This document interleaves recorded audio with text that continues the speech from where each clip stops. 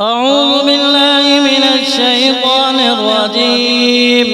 بسم الله الرحمن الرحيم. اللهم صل وسلم صلاة كاملة تامة على سيدنا محمد المصطفى صلى الله عليه وآله نبي الرحمة وإمام الهدى وسراج الأمة الذي أرسلته بالحق بشيرا ونذيرا فبلغ الرسالة وأدى الأمانة ونصح الأمة وجاهد فيك حق جهادك فصل عليه صلاة تنور بها قلوبنا وتصلح بها أحوالنا وترفع بها ذكرنا وتجعلنا بها من المتبعين لسنته المقتدين بهديه المتخلقين بأخلاقه. اللهم صل على أمير المؤمنين علي بن أبي طالب عليه السلام باب مدينة العلم وسيد البصير وقائد الغر المحجلين الذي أقمت به ميزان العدل وأظهرت بسيفه الحق ونشرت بحكمته النور فصل عليه صلاة تثبت بها أقدامنا على الصراط المستقيم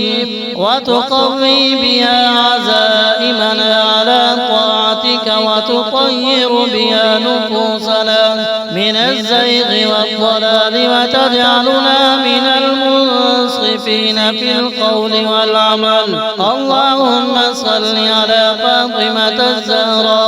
سيدة نساء العالمين عليها السلام بضعة نبيك وقرة عينه ومصباح الطهر والعفة التي أذهبت عنها الرجس وطهرتها تطهيرا فصل عليها صلاة تزكي بها قلوبنا وتعلمنا حسن العبادة وتربينا على الصبر والرضا وتجعلنا من الحافظين للإمانة القانتين لك في السر والعلانية. اللهم صل على الإمام الحسن المجتبى عليه السلام سبط نبيك وإمام السلم والحلم الذي آثر وجهك وحفظ دماء الأمة وضرب أربع الأمثلة في العفو والإصلاح فصل عليه صلاة تلهمنا سعة الصبر وحكمة القرار وتهذب بها أخلاقنا وتجعلنا من الساعين في وقت الفتن ونشر السلام وإقامة البناء. اللهم صل على الإمام الحسين الشهيد عليه السلام سبط رسولك وسراج الأحرار ومصباح الهدى الذي بذل نفسه في سبيلك وأحيا بدمه دينك فصل عليه صلاة تحيي بها قلوبنا بعد موتها وتغرس فينا معاني العزة والثبات وتجعلنا من الرافضين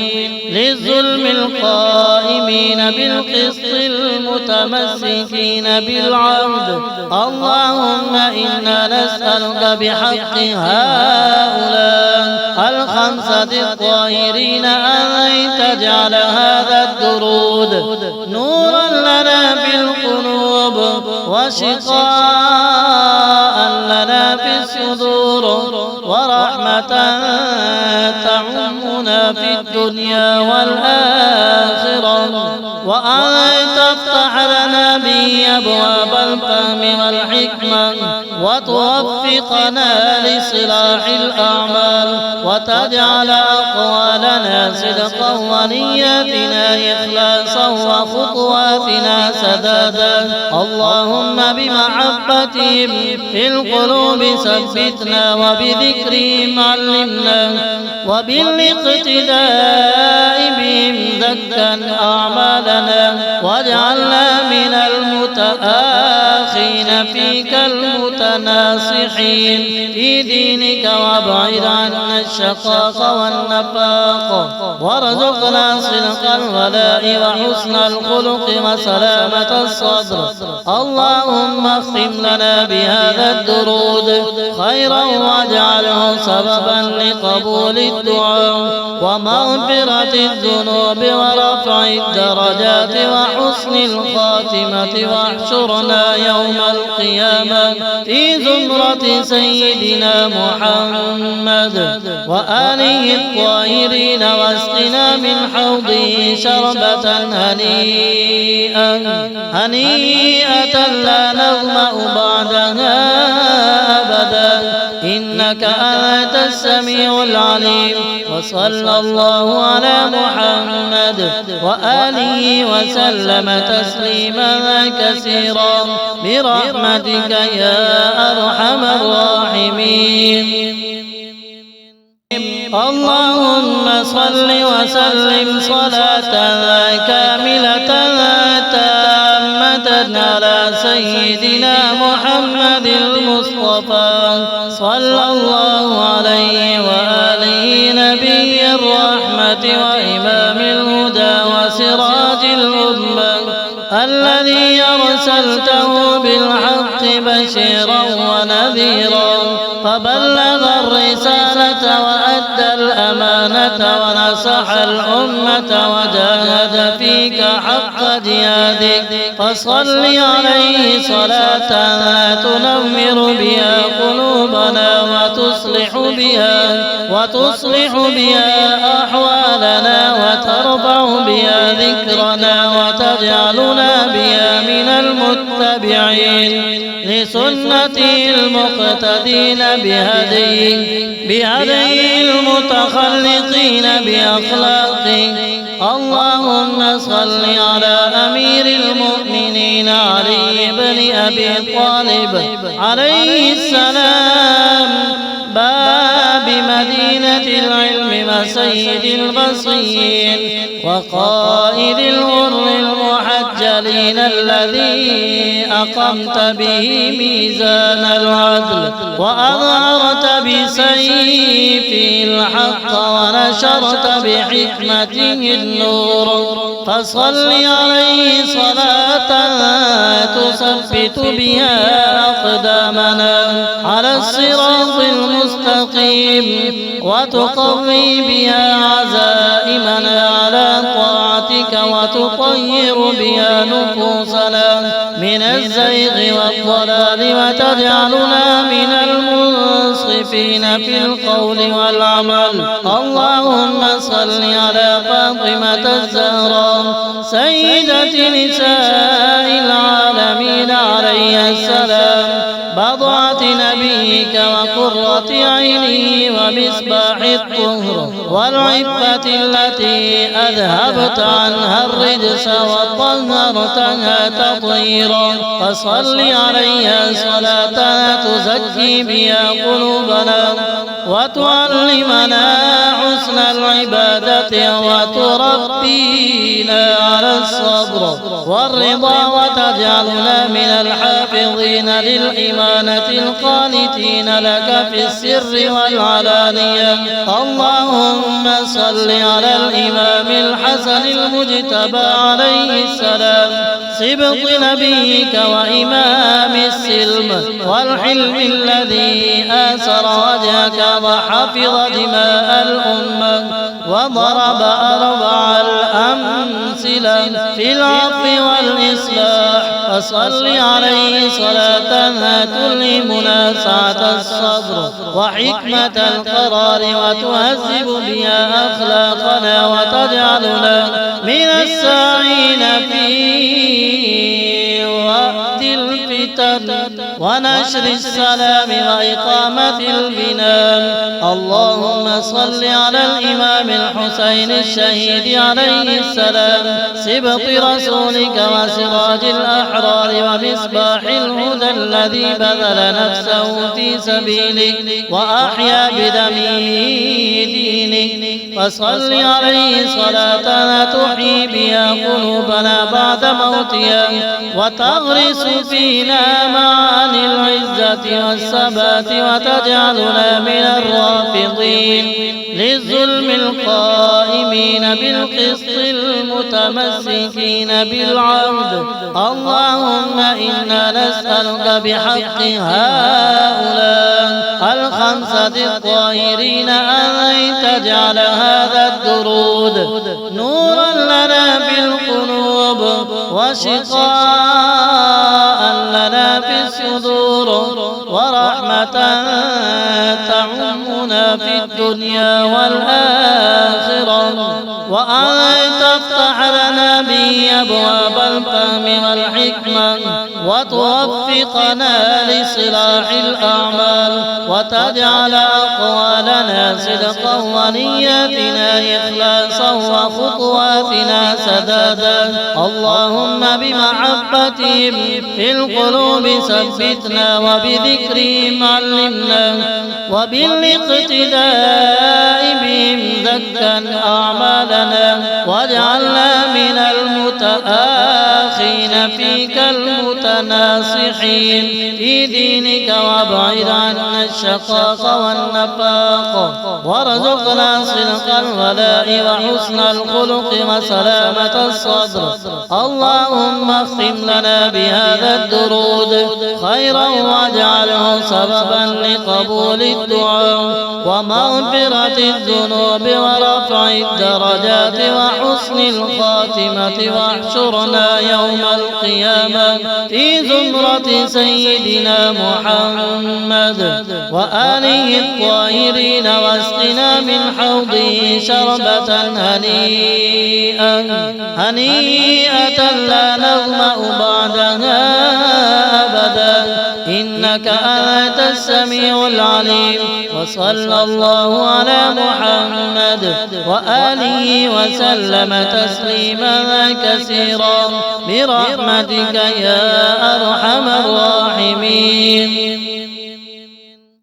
اللهم صل وسلم صلاة كاملة تامة على سيدنا محمد المصطفى صلى الله عليه وآله نبي الرحمة وإمام الهدى وسراج الأمة الذي أرسلته بالحق بشيرا ونذيرا فبلغ الرسالة وأدى الأمانة ونصح الأمة وجاهد فيك حق جهادك. فصل عليه صلاة تنور بها قلوبنا وتصلح بها أحوالنا وترفع بها ذكرنا وتجعلنا بها من المتبعين لسنته المقتدين بهديه المتخلقين بأخلاقه. اللهم صل على أمير المؤمنين علي بن أبي طالب عليه السلام باب مدينة العلم وسيد البصير وقائد الغر المحجلين الذي أقمت به ميزان العدل وأظهرت بسيفه الحق ونشرت بحكمته النور. فصل عليه صلاة تثبت بها أقدامنا على الصراط المستقيم وتقوي بها عزائمنا على طاعتك وتطهر بها نفوسنا من الزيغ والضلال وتجعلنا من المنصفين في القول والعمل. اللهم صل على فاطمة الزهراء سيدة نساء العالمين عليها السلام بضعة نبيك وقرة عيني ومصباح الطهر والعفة التي أذهبت عنها الرجس وطهرتها تطهيرا فصل عليها صلاة تزكي بها قلوبنا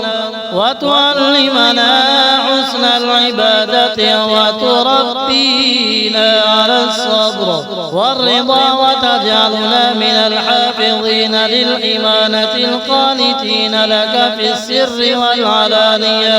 اللهم صل على الإمام الحسن المجتبى عليه السلام سبط نبيك وإمام السلم والحلم الذي آسر وجهك وحفظ دماء الأمة وضرب أربع الأمثلة في العفو والإصلاح فصل عليه صلاة تلهمنا سعة الصبر وحكمة القرار وتهذب بها أخلاقنا وتجعلنا من الساعين في وقت الفتن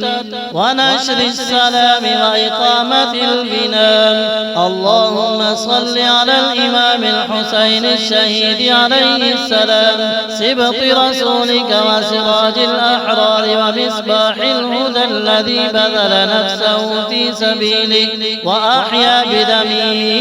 دينك فصل عليه صلاة تحيي بها قلوبنا بعد موتها وتغرس فينا معاني العزة والثبات وتجعلنا من الرافضين للظلم القائمين بالقسط المتمسكين بالعهد. اللهم إنا نسألك بحق هؤلاء الخمسة الطاهرين أن تجعل هذا الدرود نورا لنا في القلوب وشقاء لنا في الصدور ورحمة تعمنا في الدنيا والآخرة